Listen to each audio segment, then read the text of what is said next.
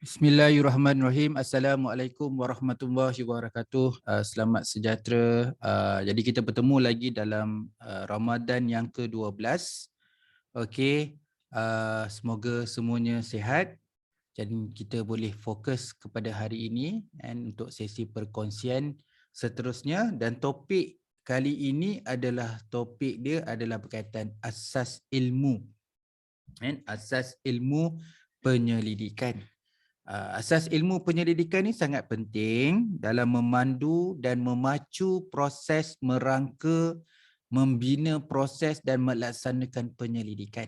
Saya ulang balik, dia memandu dan memacu. Jadi bab literature review ni seperti mana yang saya dah cover dalam siri 2 literature, 2 siri dalam topik literature, dan saya memang ada highlight bahawa pentingnya literature review ni. Kalau tak ada literature review ni, macam mana kita nak buat bab 3 dan bab metodologi dan bab 4 analisis dan juga menemukan dapatan nanti. Jadi dia memacu dan dia memandu dan memacu. Proses merangka. Jadi kita nak buat apa? Contoh kerangka theoretical, kita nak buat kerangka konsep, kita nak buat kerangka kajian. Semua duduk dekat literature review. Membina proses dan melaksanakan penyelidikan, especially dekat bab 3, perlunya ada bab 2 dulu. Jadi penting kalau kita nak memulakan initial, kita kena ada satu yang dimulakan. Jadi kita boleh katakan penulisan literature review tu dimulakan dengan asas ilmu penyelidikan. Jadi di sini ada 5 perkara yang kita nak cover dalam konteks asas ilmu penyelidikan ni. Yang pertama adalah teori, ataupun kat sini saya bracket, kat situ saya tulis utama. Benda yang utama. Yang kedua adalah konsep. Konsep kat sini adalah sokongan. Jadi untuk level 1 saya memperincikan mendalam tu apa itu dikatakan sebagai teori, asas ilmu, apa itu konsep, macam mana konsep ni boleh jadi support kepada teori. Jadi saya tak nak buat pengulangan yang sama pada level 1. Di level 2 ni saya nak extend lagi. Jadi macam kita dah faham siri yang tahun lepasnya Ramadan, kali ini dia lagi memantapkan. Yang ketiga adalah aplikasi dan justifikasi. Okey. Yang keempat, pemilihan pemoleh ubah, konstruk tema. Saya kadang-kadang kalau short form saya tak nak pakai 3 ni, saya letak tema aje. Tapi sebenarnya mau maksud pemoleh ubah, konstruk, apa lagi, dimensi, faktor dan lain-lain. Okey. Dan yang terakhir sekali, pentingnya asas ilmu penyelidikan ni untuk pembinaan kerangka. Kadang-kadang kat sini pun dia sebenarnya datang secara langsung juga. Dia sebenarnya ada 2 bahagian yang terakhir. Output dalam literature review adalah kita punya kelompongan, research gap, dengan kita punya kerangka tu. Jadi ini tengok dalam kajian juga, ada setengah kajian yang dia tak perlukan kerangka ni, jadi tak perlulah. Jadi ada satu lagi tu dari segi untuk potensi dan juga kelompongan. Itu pun perlu ada dalam bahagian yang terakhir. Jadi penting juga dengan merujuk asas ilmu ni dapat mengenal pasti potensi dan juga kelompongan, atau dipanggil sebagai research gap. Okey, kita pergi satu-satu. Okey, teori utama kena ada lah asas ilmu tu, kan. Jadi bila sebut asas ilmu ni, ada macam-macam asas ilmu, kan. Okey, boleh tak saya lompat ke sebelah sekejap?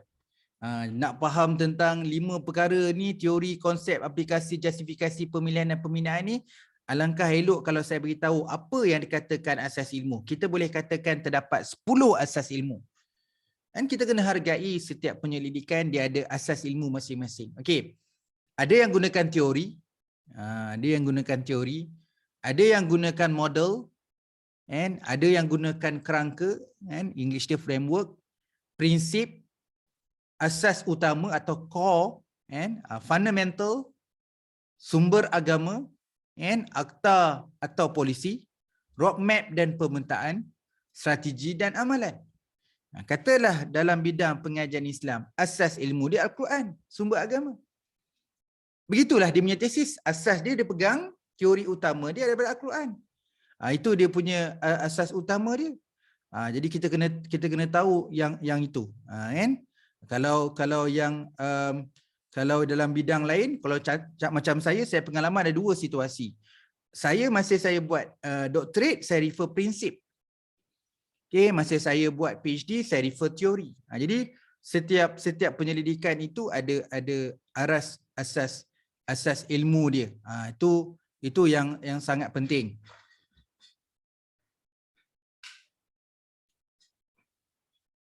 Okay. Alright. Jadi 10 asas ilmu ni kita kena tahulah. Jadi jangan pula kita kata, oh dalam penyelidikan kena teori, wajib teori. Tak, kita sebut asas ilmu.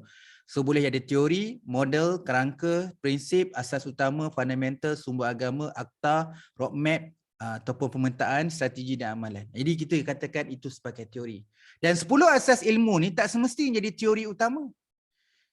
Dia boleh jadi macam konsep dan sokongan. Kalau tanya saya, teori apa? Saya gunakan teori A sebagai saya punya perkara utama. Teori utama ni. Dan saya gunakan untuk konsep ni, saya ada model A. Oh, model A jadi konsep, sokongan, dan kita ada teori A tu jadi teori utama. Boleh juga dalam situasi ni saya pakai model, saya tak pakai teori. Jadi perkara utama saya model. Model A tu menjadi teori dalam kajian ni. Jadi asas utama. Dan masih sama model B jadi konsep. Oh, boleh. Ni lebih macam nak betul-betul faham supaya you tak silap ataupun jadi macam kurang yakin. Jadi kalau teori utama ni nak pakai teori, boleh. Katalah teori A, you pakai 2 teori katakan. So untuk aspek utama ni saya guna teori A dan teori B. Untuk support adalah teori C. Boleh, tak ada masalah. Jadi jangan kita kekangkan pada diri kita ataupun kita cuba nak nak follow satu saja cara.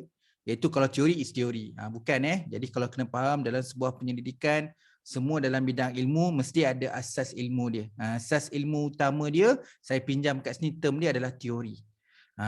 Saya banyak kali sebut contoh paling mudah kalau kita pergi kedai mamak, cerita makan pula bulan puasa. Okey. Cerita tentang nak makan Maggi goreng. Kita sebut Maggi goreng tapi belum tentu dia pakai brand Maggi. Saya selalu ubat gigi saya panggil Colgate. Walaupun brand ni bukan brand Colgate, saya panggil Colgate juga. Itu namanya pinjaman. Jadi dalam konteks ni untuk dalam segi akademik, bila sampai dekat literature review umumnya, bila sebut dia tentang asas ilmu, orang kata mana teori kajian? Mana teori kajian? Jadi bila sebut pasal teori kajian tu adalah asas ilmu dia. Jadi kalau kita nak start menulis literature review ni, nak mulakan, nak bagi pemahaman dan meaningful kepada orang yang membaca, kita kena mulakan sesuatu. Jadi kita boleh mulakan dengan teori. Jadi teori itu disebut sebagai asas ilmu. Jadi boleh ada 10 yang saya sebutkan tadi. Ada teori, model, kerangka, prinsip, core, fundamental, sumber agama, akta, polisi, roadmap, pemetaan, strategi atau amalan tadi. Ada 10 tadi. Okay? Alright. Jadi baru saya pergi yang 5 ni. Jadi teori utama tu adalah asas utama, benda yang kita gerak dulu. Asas ilmu utama yang relevan untuk memandu kajian, terbukti melalui sokongan kajian lepas. Biasanya teori utama ni kebanyakan tu teori tu dah well known, teori tu dah established. Bukan kita seorang saja guna, dah banyak orang guna. Namun teori utama juga boleh berlaku kalau dia tidak disokong oleh kajian lepas. Yang mana contoh you kaji satu topik baharu. Namun topik baharu tu telah dikaji oleh researcher dalam kualitatif. Researcher kualitatif tu telah menghasilkan output dia menghasilkan satu model. Dan kualitatif menghasilkan satu model. Dan kita tengok model tu, okey, sesuai untuk jadikan model itu sebagai kita punya kerangka teori. Malah orang kualitatif pun boleh buat teori building. Orang researcher kualitatif boleh keluarkan satu teori baru. Jadi tak ada orang gunakan teori dia. Dia orang pertama yang buat research kualitatif, tak ada orang pertama yang apply teori itu, kita orang pertama. Jadi kita boleh jadi rujuk dia jadi teori utama juga. Tapi kena bagi justify lah. Sebab kita tak ada support oleh kajian lepas. Kalau setengah-setengah kajian menggunakan teori established, dia ada katakan beberapa kajian lepas, topik yang sama turut menggunakan teori itu. Jadi pemilihan teori itu agak baik atau agak solid sebab ada sokongan.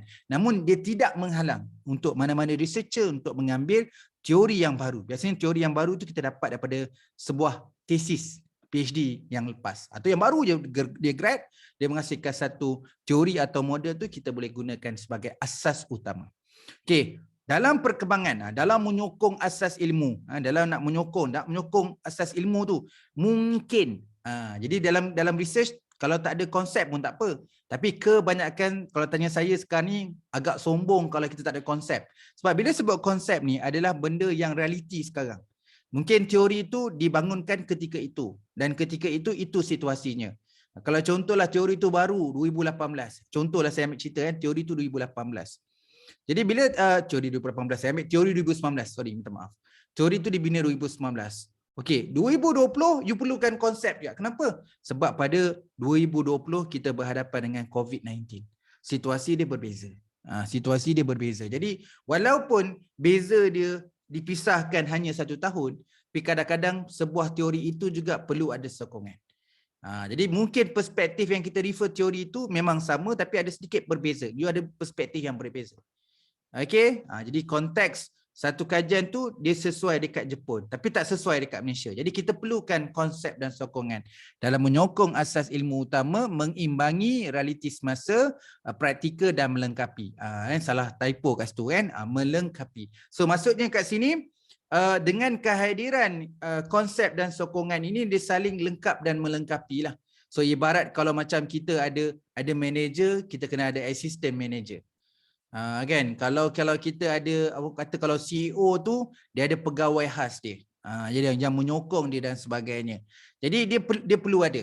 Dia perlu ada. Kan? Jadi dalam kes ni peranan konsep dan sokongan ni sangat penting. Jadi dalam sebuah penyelidikan tu kadang-kadang saya tengok juga dalam tesis contohnya nak tengok dalam artikel jurnal. So bila dia highlight dalam kajian ni menggunakan teori ni macam mana dia nak tambah satu lagi yang ada konsep supaya konsep dan teori ini saling lengkap dan melengkapi. Okey. Jelas yang tu kan? Level 1 saya detail cerita tentang utama dan sokongan ni. Okey, yang ketiga adalah aplikasi dan justifikasi sokongan citation. Ini sangat penting bila nak cerita asas ilmu tu nak meyakinkan betul-betul asas ilmu ni sesuai yang kita rujuk.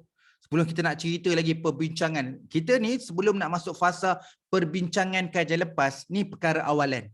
Perkara awal sebelum kita start membincangkan kajian-kajian lepas secara empirikal, perkara yang kita harus cerita kat sini adalah asas ilmu. Yang terdiri daripada teori perkara utama dan support dengan sokongan. Dengan ada aplikasi dan justify.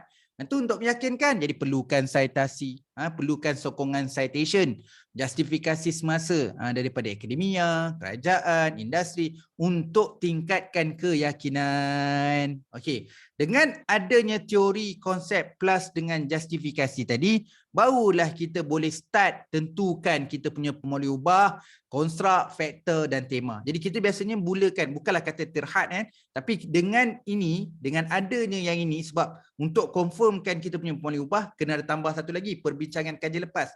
Tapi saya kata kat sini untuk permulaan kita dah boleh plan dah kan, kita boleh susun dah apa pun boleh ubah dan juga faktor dimensi kita untuk kajian kita ni sebab kita dah merujuk kepada teori, konsep dan juga justifikasi. Sebagai permulaan, yang baik sama ada adopt ataupun adapt bagi perkembangan dan pembangunan ilmu. Jadi kalau ambil je kita adopt, bila kita boleh buat adapt.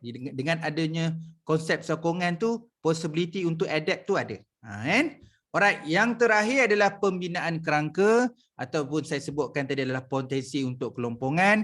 Sumbangan asas ilmu ni membantu pada pembinaan kerangka secara langsung dan tidak langsung.